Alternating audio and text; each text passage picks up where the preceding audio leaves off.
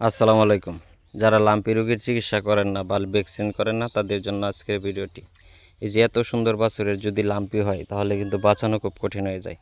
এই জন্য আপনাদেরকে আমি অনুরোধ করব, অবশ্যই লাম্পি স্কিন ডিজিজের যে ভ্যাকসিন আছে সেই ভ্যাকসিনগুলো দেওয়ার চেষ্টা করবেন। আর ভ্যাকসিনগুলো দেখলে আপনার গরু 1 বছর অবশ্য নিরাপদ থাকবে। এই বাছুরটি কিন্তু অলরেডি লাম্পি হয়ে গেছে। এই জন্য আপনাদেরকে বলবো, চিকিৎসা করার আগে অবশ্যই আপনারা লাম্পি স্কিন ডিজিজের ভ্যাকসিন করবেন। এত সুন্দর বাছুরের যদি লাম্পি হয় তাহলে কিন্তু আপনার অনেক টাকা খরচ হয়, তাছাড়া দেখা গেছে ভোগান্তিও প্রচুর।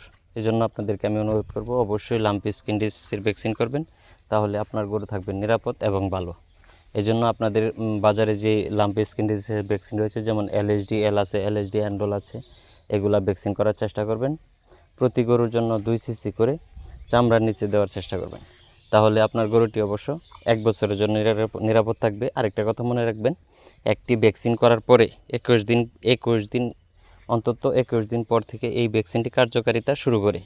এই জন্য আপনারা যত দ্রুত সম্ভব ভ্যাকসিন করার চেষ্টা করবেন। ধন্যবাদ।